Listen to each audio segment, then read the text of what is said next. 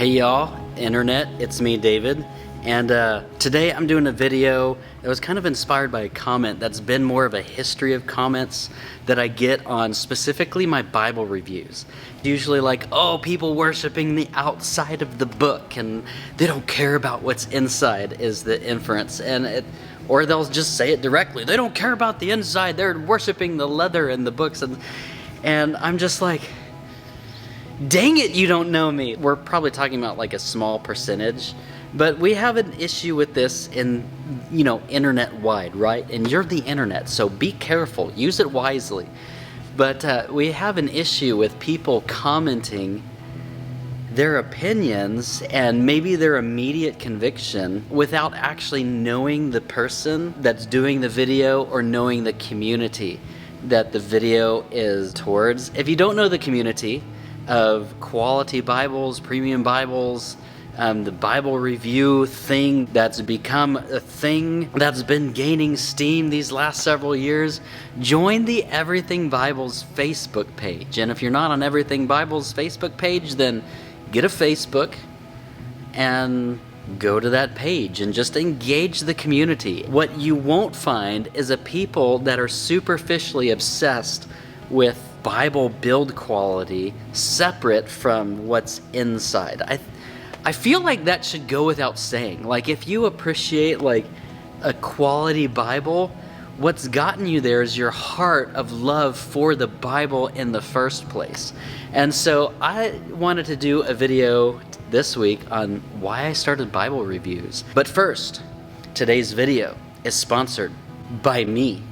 Kind of an exciting day and an exciting week. I've been working on several things because of y'all's requests.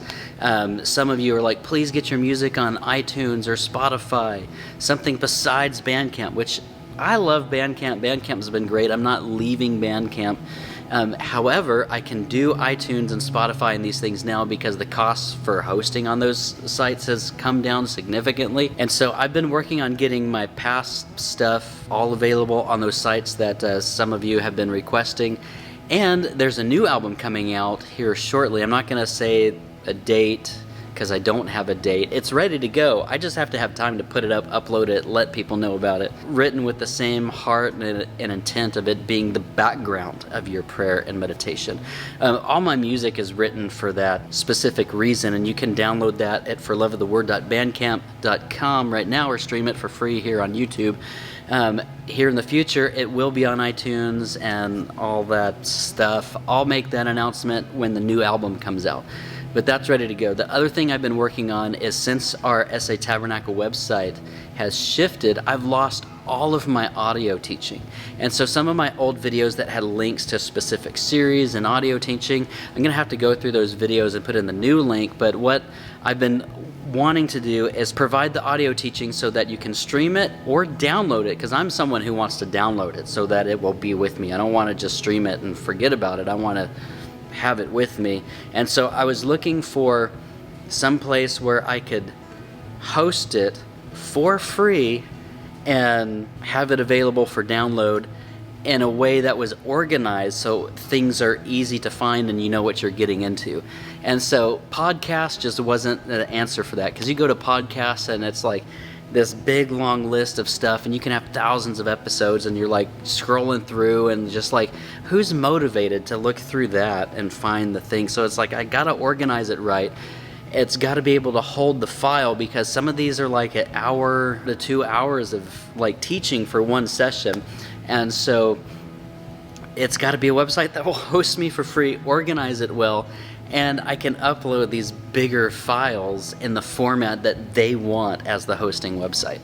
And so honestly, like for teaching, I settled back on Bandcamp, but I'm going through everything because I have all the files from everything, and I'm just putting it up a little bit at a time, and so it'll continue to grow.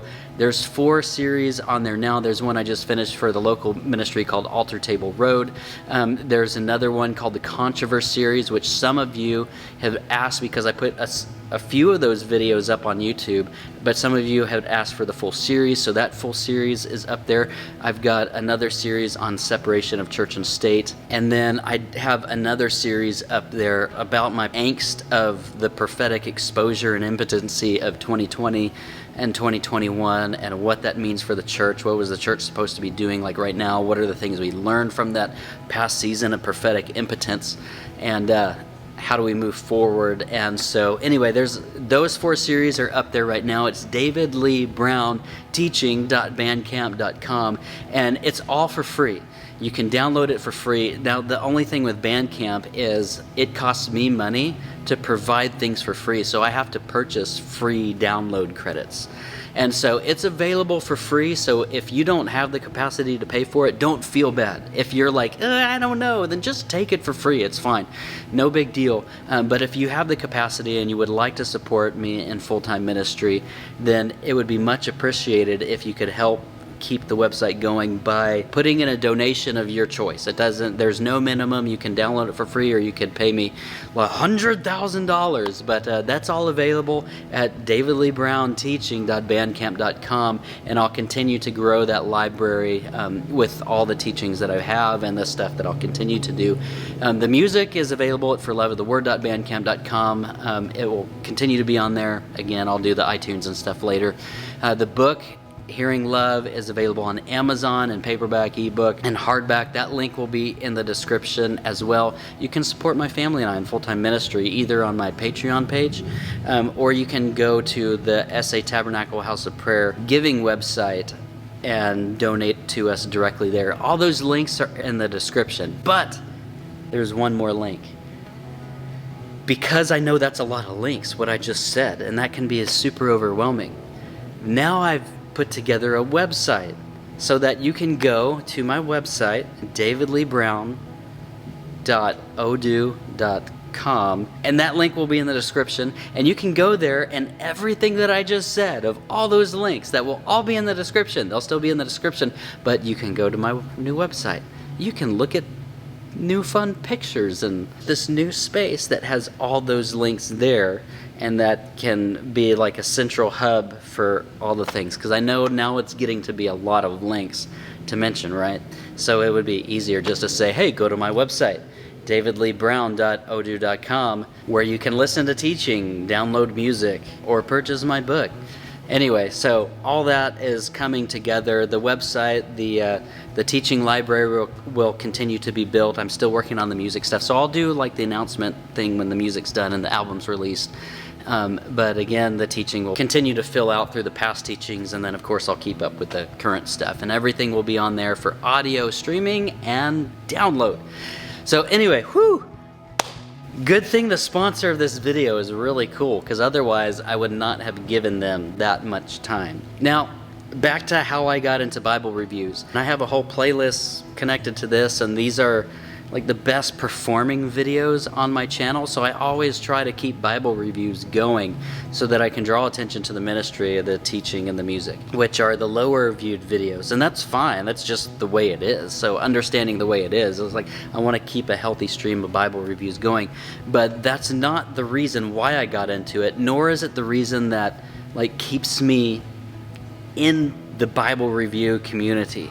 Why I got into the Bible review community first was I just fell in love with the Bible. And you know, I'm gonna give a throwback. My most viewed video on my channel is the quality Bible publishers that I did.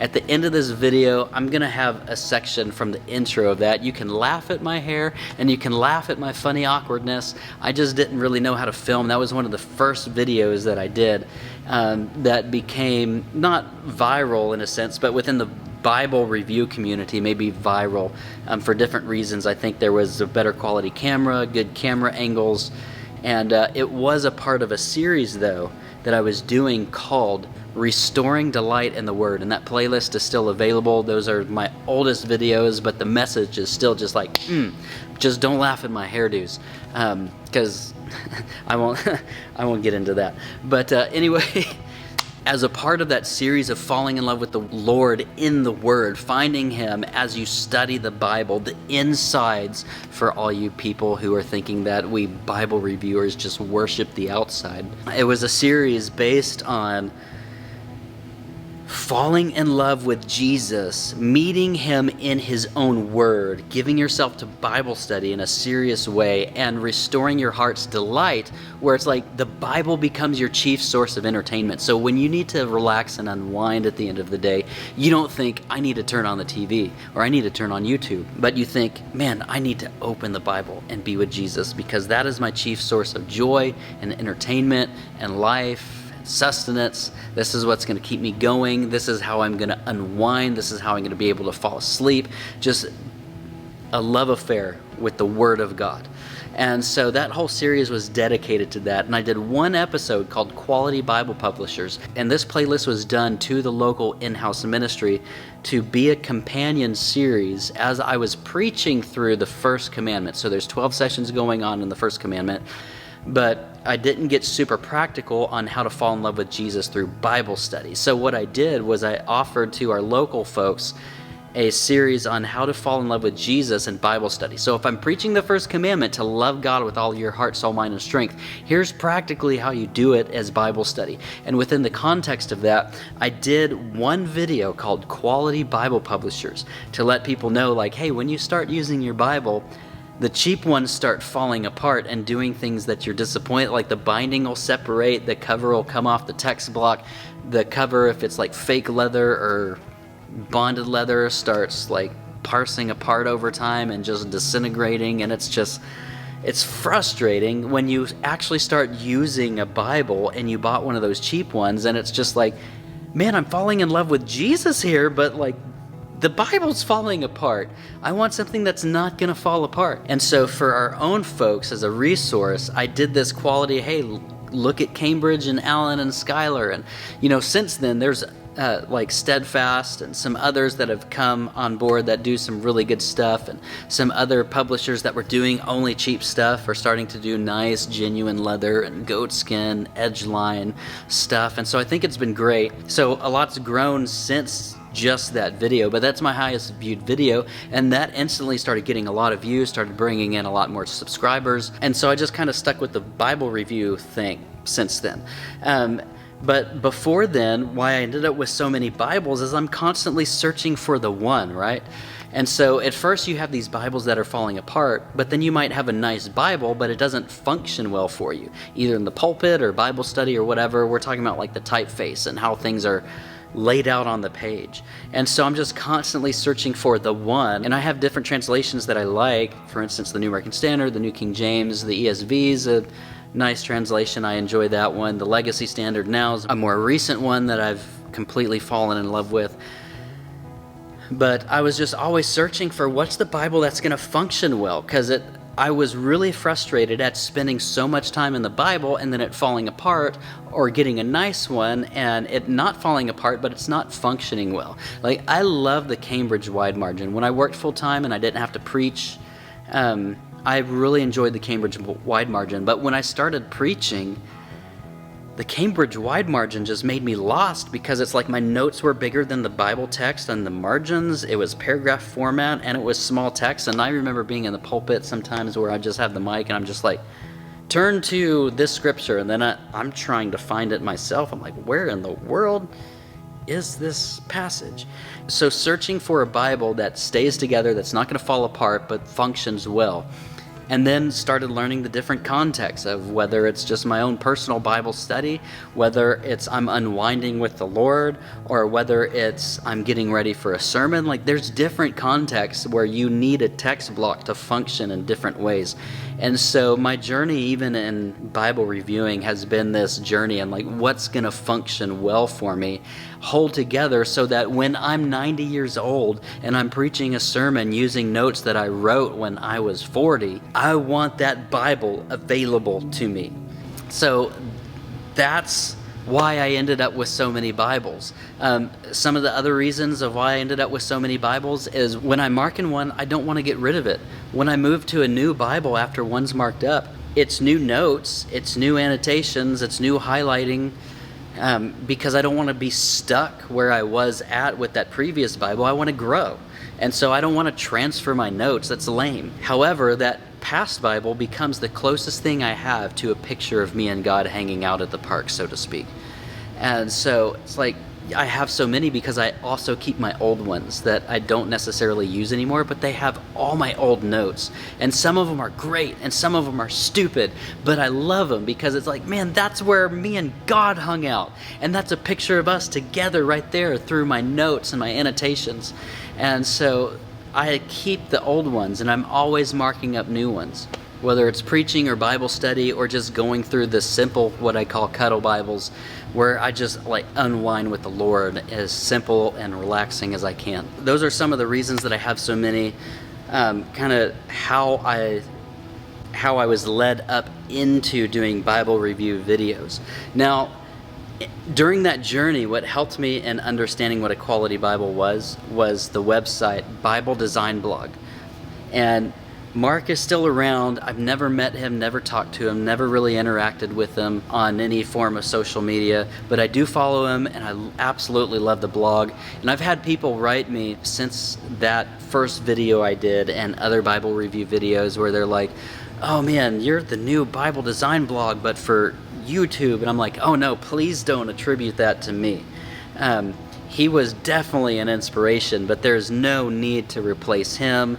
There's no really need for us to replace each other. I think in the Bible review community, the more the merrier, because the more that we can review honestly products, it will put the pressure on publishers to actually keep things nice. Because what we fell into in the late 90s and the early 2000s was this dark ages period of Bible publishing where everything you got on the bookshelf was just crap. They weren't like what they used to buy in like in the 70s and the 80s or older than that. It's just like they progressively got worse and worse and worse. And so then you have this phenomenon of the Bible reviewer. And Bible review blog is like really the centerpiece and the catalyst for that. That's exploded this community, and now we've got great Bibles from Thomas Nelson. Who would have thought they were producing crap 20 years ago? But now you have the Prime editions, Lockman the same thing, and there's others. So you have all these other publishers that are revamping how they do things. Then you have new publishers like Schuyler and 316, and I know there's others that I'm not mentioning. And so my intent was never ever to replace Bible Design Blog. Bible Design Blog has done so much for Bible publishing, and he inspired so many of us. If he hasn't inspired a Bible reviewer directly, that Bible reviewer is still here because of that blog. I guarantee it. And that's the reason I started. So when I went on YouTube and I saw these videos that weren't that great, and the biggest thing I was looking for was comparison. Was like, how does this new Bible compare in size, whether it's the text block or the font, to this other Bible that I'm familiar with? And so I was frustrated that I couldn't find that information or those pictures, because Mark on the Bible Design Blog, he did that, where he would stack up different Bibles and you could see the text block or the cover, the typeface, how big different things were. He would do that on his website, but then his photography was amazing. He had such an artistic eye, and then he had such an artistic way of describing things. Now, I'm sorry for this channel because I do not have the poetic way to describe the beauty of a Bible like Mark does on Bible Design Blog. I don't think anyone will ever come close to that. Like, that blog was just so thoughtful and the photography was so creative. I don't know who took the pictures, if it was him or someone in his family, but the photography was always just so creative and just had such a, it was just beautiful. It wasn't just like it wasn't done crappy. His blog was amazing. And so what my desire was to see comparisons like he put out, but then to have photography in a video form like he put out for YouTube. So I'm like, man, I feel like this is what we're missing. I wasn't thinking like, oh, it's going to be successful, because I didn't think Bible reviews would be that successful, honestly, but now it's become kind of this thing. What I saw was like, we're just missing that genre of thing on YouTube for videos.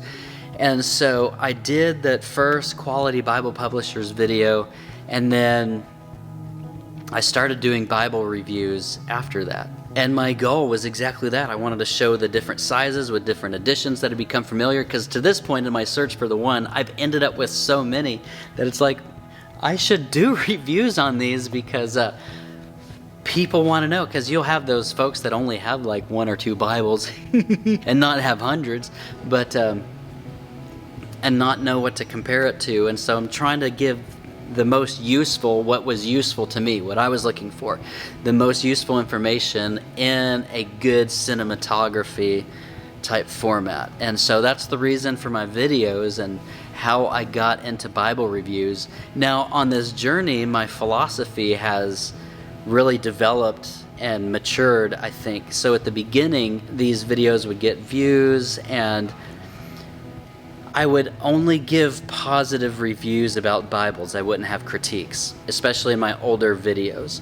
Now, this is where l.e.g.o comes in, because he really helped me to understand the role of the reviewer in holding the publisher's feet to the fire, so to speak, and not letting them get away with stuff. And that if we as reviewers like kind of cry out like, this is dumb what you're doing, or this is great, then they'll be encouraged to either change or continue in the direction that they're going, if it's a good direction. So at the beginning, I only did positive Bible reviews. Part of the reason for that is, like, I'm not trying to lie or be deceptive, and I think they're still all great Bibles and they're amazing. But what it was is, I'm still transitioning out of this crap Bible era, and you're starting to have nice Bibles come on the scene, and every single Bible is blowing my mind, because it wasn't like that cheap POS from the bookshelf at your local store that you got for 30 bucks. These were like nice Bibles, and so everything that came through was just wonderful. Whether it was a Bible that I had asked a publisher to send me for my channel to review it and they sent it to me, or it was one that I purchased on my own, every single Bible was mind-blowing and great, and I really genuinely enjoyed every one. And part of it is the Bibles that I purchased and the Bibles that I would write publishers and say, hey, I have this YouTube channel, can you send me this Bible for review? I didn't ask for or purchase a Bible that I wasn't interested in the first place. And so I'm already only getting Bibles that I liked, and only reviewed Bibles that I liked, and did not review Bibles that I don't like, or Bibles that I didn't think were like that big of a deal, like a hardback study Bible. Like, I'm not going to go through that with you guys and talk about the study notes. I think the publishers do a good enough explanation so that you understand the type of study Bible you're getting. That's just not my genre. But backing up, I was only reviewing Bibles that I like, so of course everything's great. But then l.e.g.o comes along and starts challenging me a couple years ago, not directly, but kind of just indirectly through his comments when the Everything Bible page was coming on and his channel was growing. And it began to really rub off on me, like, the review community is accountability for the Bible publishers for the sake of the consumer. And so that's one of the reasons I've stayed with it, but then that's one of the reasons why I always have, like, this is what I would do different, and just like I did in the last video. And I feel so bad for 3:16, because I feel like I loved the First Preacher's Bible, and I still do, but I would probably review it different now than I did those years ago. But since they're newer, I feel like I've had the most hold their feet to the fire moments, even though I think they're incredible and they're way higher level of a Bible than some of these other Bibles that I reviewed several years ago that are like, oh, this is great, this is the best thing in the world. So my philosophy's changed into understanding my obligation is not to the publisher. And I never really would have articulated that, but you still feel this, like, you know, I want to be positive and say positive things. But now I really understand, like, hey, my obligation is to the viewer who's watching this video, because they want the most accurate information. And so wanting to provide that to you guys in the most honest way that I can, and the way that I can do it, because I'm not like the poet of Bible Design Blog. I'm just Dave Stinkin' Brown. And I have fun inside my head, and I have fun inside the Bibles. I enjoy me, I like me, but I know I'm also not like the grand written Bible review poet of Bible Design Blog. And so, man, we owe so much to him as Bible reviewers for kind of kickstarting this idea of Bible reviews that's really become this community experience, while we're also getting better Bibles in the process. It's amazing what's going on. And so anyway, I wanted to wrap up and just go back to, like, although we're focused as reviewers on things like typesetting and text block and paperweight and art gilding and goat skin and all that stuff, you know, it can seem superficial at some level, but you know, how you keep yourself, how you keep the place that you live, how you keep and create different things reflects how you understand and appreciate the holiness of God. And so one of the things I've always appreciated about a nice quality premium Bible is, to me, it speaks that publisher is not just trying to make money or trying to create the cheapest thing that will sell, in a sense, but it's like, how do we put together something that honors the holiness of God? And honestly, I can't think of anyone who's done that better than Skylar. Alan's done a good job, 316 has done a good job, but I love Skylar's mentality of, like, we're not putting together anything cheap. Yeah, they're expensive. Yeah, you're going to pay for it. You might have to save up, and it's going to sting a little bit, but it's going to be an amazing Bible. It's going to feel awesome in your hands. It's going to function well. It's going to read well. The paper is going to be glorious. But at the end of the day, I truly believe of them that they're publishing those and not the cheap crap, because they're honoring the holiness of God with their creative product that they're offering to you. And I absolutely love that. And then us Bible reviewers and folks that are into that sort of thing and love the holiness of God being displayed in this creative form, we care a whole lot about what's on the inside. The reason we want a Bible that's going to not fall apart and hold together is because we love what's on the inside. Jesus is in there, and the goal of our Bible reading is Jesus. So anyway, I wanted to just share those things, kind of share my story, philosophy, thoughts on those things, just kind of be an answer for that silly, these people are worshiping the book and not what's inside. I'm like, gosh, toot the stuff, mister. Why don't you get to know us, or watch maybe 5 or 6 of my videos before you comment something dumb like that. Not to call you super dumb, but just maybe make you aware, like, hey, we actually love the Bible. We're not worshiping the outward forms, but we love the substance of Jesus in the Bible. And that is all. Y'all have a good day. I'll see y'all next week. And then here's that throwback to the original Bible review video. I appreciate the things that some of these publishers are able to do with their editions that they put out, because to me, it really speaks of how they view the holiness of God and treat the holiness of God and the work that they do. So I greatly appreciate them. And so I'm going to show you a few of them. I know you quality Bible guys that like to geek out at all this stuff like I do. You're going to want to see all of them in the different editions, especially if you're looking into buying one. So I'm going to open up some of them real quick and show you what's out there, and then for the rest of you, just give you some direction. It's funny, when the Lord came into my life and just began to take over everything in a rampage. Like when the scripture says he's a consuming fire, it's serious. Fire doesn't share nothing with nobody. And so one of the things that got cleaned out of my life was just an addiction to pornography. And so I think the redeemed version of looking at images on my computer was actually, and looking at images of scripture and of the Bible on the computer. So now it's funny, I'll be sitting on the computer, and it's been this way for a while now, but my wife will come in, she's like, what are you looking at? And I'm almost embarrassed to tell her, because I'm always looking at it. I'm like, Bibles, pictures of Bibles. So that's kind of like my new guilty pleasure on the internet, is just looking up new editions of just really awesome, fine crafted Bibles. All right, so let's turn this thing around, and I'm gonna show you some crazy awesome Bibles. All right, so these are some of them we're gonna go through really quick. I've got them in 3 piles here. This is Cambridge, this is Skylar,